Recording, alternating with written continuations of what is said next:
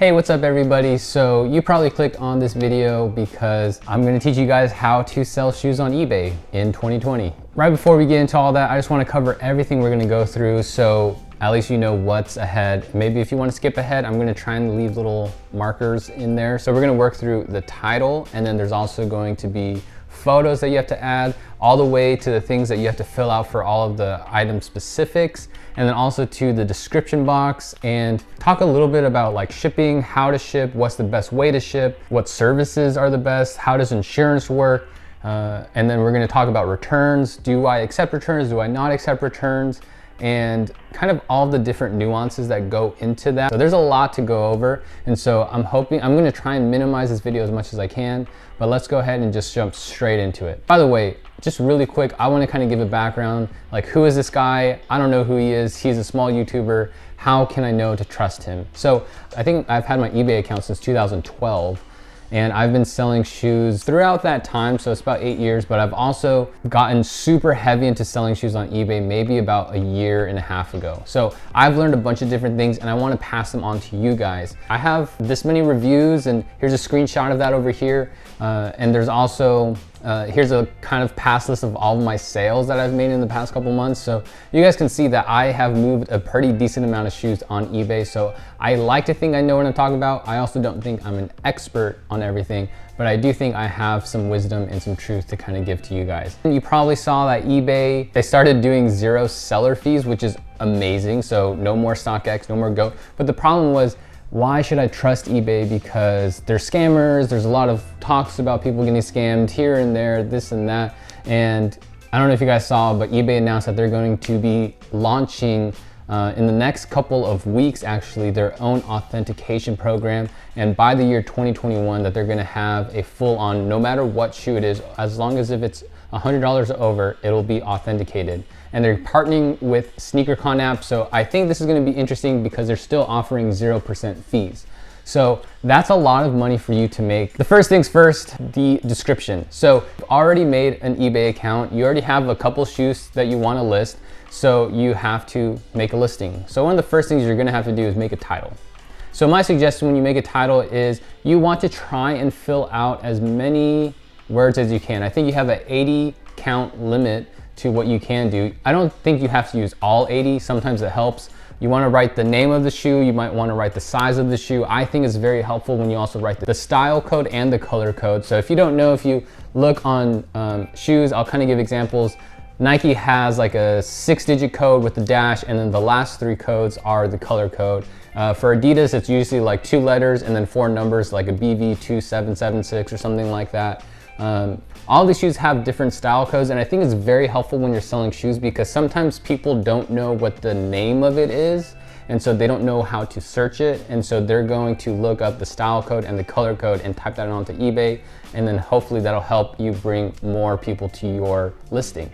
So that's one thing I want to note. Make sure you write, like if it's, these are bricks, it's okay, NMDs. So how I would list this is I would probably write NMD, Adidas Boost NMD-C2, probably brown suede. Over here you do have the style code and the color code, which is BY9913. I could write men's, size 10.5, and I can write like a bunch of other things like running, walking. People like to add all this stuff. If you don't know, go ahead and check out my eBay page for different examples. So all these shoes will have a different description, but they all should look kind of similar, and I think that will help you kind of be on more of the top searches when people look for your product. So next thing is pictures. Pictures is a big thing because if you don't have clear pictures, then you're probably not going to get as many sales. So clear pictures are super important, and what you want to do taking pictures is don't take pictures at nighttime. Just don't. You could wait till the next day. Take pictures during the day, have good light. If you don't have good light, then maybe you should be interested in buying a studio box. Here I just use the wood floor in my living room, and it comes out really nice because I take pictures at the right time of day where there's still light, where it's not too dark, not too bright, and I want to give good pictures in a lot of angles. Okay, this is one of the biggest things that I see people mess up on is one, they're either taking pictures at nighttime, or they upload blurry pictures, or they only upload like 1 or 2 pictures. Guys, it's so sketchy to me as a buyer. I also buy on eBay. It's sketchy when I only see 1 or 2 photos because I feel like you're hiding something.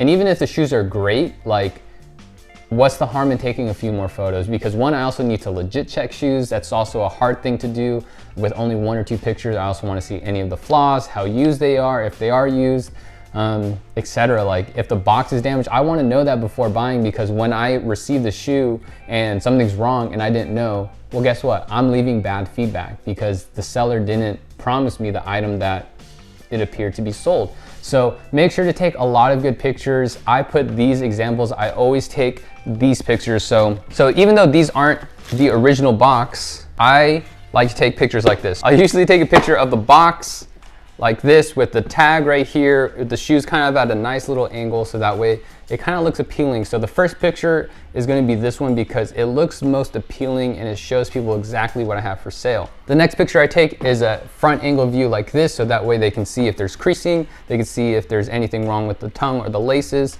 And then after, I take the pictures like this. I usually remove the box at this point, and it's just the photo of the shoes on the floor. But I usually take a picture like this because it shows the medial side and the profile side of the shoe, and then I'll simply flip it over, take the picture again, so that way they're seeing both sides of the shoe, and then I'll take one picture like this of the back heel, so that way they can see heel drag, they can see any scuff marks, because usually the heel is going to be the way that you indicate heel drag, scuff marks, because even when you're driving, you know, you're hitting this part, you're scuffing this part, people step on your shoes on this part, so the heels are an important thing. And then lastly, I'll flip it over and I'll take a picture of the soles, because you also get to see how much traction's left, if there's anything worn down, if there's a bunch of gunk in there, I don't know. So it's always important for you to take all these photos, so that way you don't have any problems with people being like, hey, you didn't give me the shoes that were described, or you didn't do this or that. Like, you kind of avoid all those things. And honestly, like, you don't want to try and scam people and be like, oh, this shoe's kind of beat up, but I'm only going to take these pictures this way, so that way they still buy it. Honestly, like, that's only going to get you so far. You might be able to move a couple bricks, and some people might not care about it as much, but some other people are going to put you on blast. They're going to request a refund. They're going to leave you bad feedback. They're just going to be so upset. And if you do it to the wrong person, they could tarnish your name, and you don't want that, because you're trying to build your own business on eBay. So make sure you're always honest and showing all the right pictures. And then after I do all of those pictures, if there's a flaw on the shoe, say there's a scuff, there's a cut, there's a stain or something, I take extra pictures of that, so that way they know exactly what they're getting. There's no real like perfectionate way to take pictures. That's just the way I've learned to, and what I've appreciated over the years. And sometimes I'll get people asking me for more pictures of like the inside of the insole, of the size tag, of all that stuff. And when they do, I just provide it. It's fine. If they don't, then it's all good, right? So I try to provide enough pictures that it makes sense. So I'm always uploading at least, like, at minimum 5 or 6 photos at a time. So the next thing you're gonna do is you're gonna fill out all of the item specific stuff. So this is kind of, it also is important. It kind of seems like a little bit of busy work, but you have to write the condition it's in, the name of the item, the color of the item. You gotta make sure that the model's right, that the style is right. Make sure if you're selling sneakers that it's under athletic sneakers, because if you don't, you will not be getting the $100 0% seller fee thing. It has to be under athletic sneakers, so make sure it's under athletic. And then you're gonna kind of trail down, and you can add as much or as little information. There are some things that are required, so make sure to fill those out like correctly. Try and use the ones that eBay already has pre-made, but if you really can't find it, then like you can create your own, it's no big deal. But for the majority of the things that are required, just make sure that you're very specific with it, because it does affect the way that people search it up. So some people fill out everything, Euro size, manufacturer, like all that stuff. I personally don't, because I don't think it really matters super hard, but all the stuff that are required, I actually really make sure that it's the right information, because you also don't want to screw up sizing or something and then someone requests a refund because you sent them the wrong size or you wrote the wrong size. Because even though in the picture it says a size 10, if you accidentally have it at like a 9.5 or a 10.5 and you send it, people could be like, well, your description said 10.5, so That's not what I got. You gotta always cover your tracks. You can't assume eBay buyers are smart and will know everything and read everything, because I mean, when was the last time you read every single detail of someone else's listing? So make sure to overlook everything. Everything is right in there and you'll be good to go. I believe that the next thing is your description of the item. So this is your space to talk it up. Honestly, it will already pre-program. If you're doing this on your mobile phone, it will pre-program just saying, it'll give the item, the title of your item, and then it'll just say shipped with whatever USPS, it is pre-owned, or something very general and basic, and then you kind of add your own thing. So this is important too, because sometimes people like to throw in their own welcoming things. Some people have preloaded pages that just open up, which is pretty crazy. I still don't even know how to do that. See, I'm not even like super professional, but just for starting off, I do think it helps. But I like to restate everything that's with the shoe. Does the shoe come with a box? Does it not come with a box? Is it worn? How worn down is it? Do the shoes still have life left? Is it breaking down? All of the flaws. Like I said, you want to be honest, because if you're not being honest and you send someone a product, it's not good for your business, man. I'm just telling you. So make sure to be honest in all of those things. And then I always like to kind of end it off with like, hey, thanks for your business, or thanks for stopping by, thanks for looking. And then I don't know if it's allowed. I haven't been stopped yet, but I also add in my Instagram. I'm like, hey, check out my Instagram page. And then I'll be like, at The Real Sneak Peek. And sometimes I get people asking me, hey, you are selling this shoe for this much. I'm wondering if you can change it. So they'd rather DM me on Instagram rather than messaging me on eBay, because honestly, it's faster and easier. Item description, make sure it's filled out pretty well. I would say at least write a paragraph at minimum. Some people write out like a whole long thing talking about terms and conditions. Honestly, like, kudos to you guys who do that, and there's no shade. I'm pretty sure like it might help you with the customer relationship and working things out. But when it comes to like actual eBay cases, eBay doesn't care that you wrote all that stuff. They don't. Like, just being straight up honest, if you're like, no returns, all sales are final, no matter what, it doesn't matter. Like, they will force you to refund them. And like I said, I'll get into that later. So moving on. So shipping, you have 3 different options. You can do calculated shipping, you can do free shipping, you can do like a flat rate cost. And you can use USPS, FedEx, UPS. Honestly, while you're listing, it doesn't matter which one you pick in terms of like the service you're gonna provide. It does alter, however, if you use a customized shipping rate. So like if you use USPS, it's probably gonna be cheaper from here anywhere to like halfway across the country. That's just how it works. When it's all the way across the country, you're probably gonna wanna use FedEx or UPS. It's just cheaper that way. So that's one way that it'll affect the cost. I personally like to do free shipping. I just calculate $15 to $20 per shoe that I list. And so whatever I expect to get, I add an extra $15 to $20 depending on the shoe, like the size, how heavy it is, how big the box is gonna be. So that's how I do it. I do that for a specific reason, which I'll also get into a little bit later. But whatever you feel comfortable with, if you're not sure, you guys can follow what I'm doing. Is $15 to $20 should cover your shipping cost. Unless if you're selling a super expensive item, then you're also gonna want to add in like insurance costs or signature costs, because those things do add up, and you do wanna make sure that in case for whatever reason your package doesn't show up, that you're still covered. That's what I would do. I do free shipping, either that or do a flat rate cost. I think the calculated one is a little bit risky, because some people are gonna see like $27 for you to ship something because you didn't accurately fill out your shipping information. So the shipping information, we'll get right into that. The best thing you can do, I know it's easier and it saves you money just recycling boxes that maybe you get in from Sneakers app or Adidas or whatever it is, or just reusing old Amazon packages. Like, it's smart, like you do get to use that. What I do suggest is buying like sets of boxes that are all the same size. So for me, I have 2 separate boxes that I buy. And it's easier because one, the boxes cost maybe like 47 cents or something like that. And I buy one that's 14 by 10 by 6. Those will fit your average shoe boxes like this one. And then I have another one that's actually 16 by 12 by 6. And that one will fit bigger boxes, like this Jordan box is a size 12, but it's like a lot longer than other ones. So this one's gonna fit in that box. Or you have bigger boxes Like Jordan 5 boxes or Jordan 6 boxes are a little bit bulkier, and so you're gonna need those bigger boxes.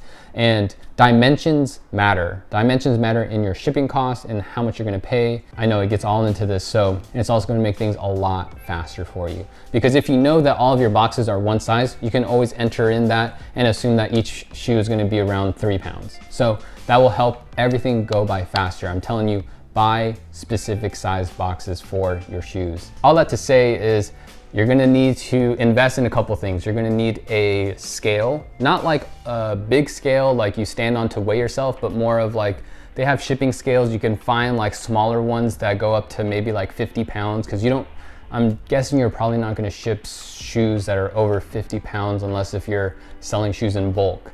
If then you're probably gonna need a bigger scale, a more expensive scale. But the little ones, I think you can buy them on Amazon for like 10, 15 bucks. I have one from Ozeri. And then you're also gonna wanna have a tape measure so you can always make sure that the boxes are always the right size.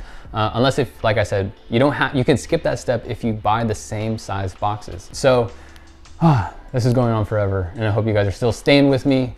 Take a break, stretch, relax. We're getting through it. I know it's a lot to take in, but hopefully this will help you guys. So, got through shipping. The last thing is how to manage your payments, and do you accept returns? So this is a big one. If you can, eBay is switching over to their own system of managing payments. That is going to be the best thing for you. A lot of people think that PayPal is supposed to be better and whatever. If you have PayPal, the 0% fees is still true, but PayPal still takes 2.9% of your sale. And I have a lot of people arguing me with this, but this is just from my own personal experience. This is what I've seen. This is how it's affected me in my business. When I look at invoices, this is what happens. So I switched over. So PayPal used to charge me 2.9% while I was still getting 0% from eBay. I mean, Goat does that when you're trying to transfer money out, whatever, like it's just a processing fee. So that used to be a thing. If you can set up with eBay, I would suggest it, because with eBay, they only charge you 30 cents per transaction as long as it's $100 or over on sneakers, plus it's not an international shipping rate. So international cost, please, I would suggest doing the global program with eBay, because when you do that, you don't have to wait for your item to ship all the way to Europe or something in order for you to be safe and sound. You ship to eBay, and then eBay receives your order, and then they ship it out to them. So you're only responsible for shipping it to eBay. So that's something that a lot of people were afraid about. Make sure to do that. It does cost a little bit more. That one you actually do get hit with the fee.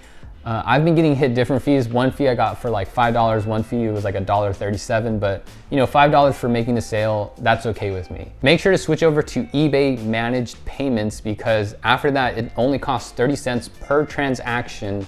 So if I sell a shoe for $150, the money that's hitting my account is gonna be $149.70. The only downside to this is that PayPal, you used to have your funds right away. At least in your PayPal account, it would hit right away. And of course, when you deduct it, you can do instant transfer, which is like a day, but it takes like 1% or something. I don't like losing money. I'd rather wait the 1 to 2 days. But essentially it becomes the same thing. Like at least with PayPal, you can send money out if you're trying to buy stuff from different people. But if you're just trying to get into your bank account, it's gonna take the same amount of time. Managed payments, they pay, but you have to wait like 1 to 3 days for the payment to process into your account. And then it'll hit as a direct deposit into your bank account. So that's the only downside to it, is that you do have to wait like 1 to 3 days for you to actually get your money, but that's just how it is. I would suggest doing that if you can switch over. If they make you set up with PayPal, just grind it out until you can finally switch over to managed payments. 2.9% still isn't a bad cost compared to the 9% plus $5 fee from Goat, or like the 12.9% from StockX. And then the last thing that you're gonna check off is, I always do required instant payment. I don't like not having it on, because what people do is they'll click on it, commit to buy, it'll take your listing down, and then they'll just never pay. It's super annoying, super frustrating. I know, I have had it happen to me a lot of times, but if you turn on that button, then they have to pay right away. And if they don't, then your listing is still up. So you're good to go on that end. And the last thing is, do you accept returns? This is another big topic, because a lot of people are like, don't accept returns because that's how you get scammers. Scammers are gonna hit you no matter what if they're going to try and scam you. So I personally open up returns for free. I pay for return shipping as well. The reason why I do this, which a lot of people for some reason don't know, is that you get benefits if you accept returns if you become a top rated seller. Let me explain that really quick, because it's not just for anyone. You have to meet the requirements of being a top rated seller. The way that you do that is that you have to change your shipping days to only one business day of handling time, meaning you only have one business day to actually ship out your items, which for me, I have time to do that. You also have to meet like a certain quota of no delayed shippings and no like issues like claims and files for people against you because you're a bad seller. Like honestly, it's not that hard to get it. You do have to grind for like a good month and whatever, but that's just how you do it. When I talk to eBay people on the phone, because I like to ask them a lot of questions because I'm trying to learn, I'm trying to get better at this. So I asked them a lot of questions because I was like, dude, people scam all the time. Shouldn't I just say no returns? They're like, honestly, people are gonna scam you no matter what if they're out to scam you. And it's true. And also the return rate on stuff is the same whether you have returns on or off. It doesn't matter. Because people, even if they're honest and they just want to return it because maybe they feel like it's just not the item that you described, they can return it because they'll say item not as described, and eBay has to do that because on their end, they probably feel like they're the ones who are getting scammed out of a shoe. And then you have to fork over the refund money and shipping and deal all this stuff, and it's just super frustrating. So the benefit of actually having returns, because right now it just sounds like, well, returns and eBay and all the stuff sucks. I don't want to do eBay, but this is the benefit of it, okay? So the benefit of this is if you are a top rated seller and you do returns, this is where you get protection. You don't get protection from all scams or 100%, but what they do offer you is that if you accept returns, someone returns it to you, instead of eBay dealing with all this stuff, you get to deal with it. Meaning you can get up to 50% of the sale back when it's returned to you.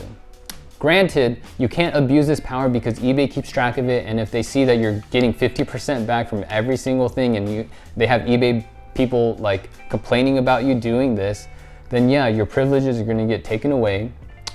So don't abuse it. Honestly, just use it to be an honest business person because it'll be beneficial. Say you ship out a dead stock shoe, someone returns it, they're not fake, but they've been used once. That affects the value. If you didn't have returns on and eBay's doing all the stuff, you have to deal with eBay, sending photos, doing all the stuff that's just such a big pain in the butt.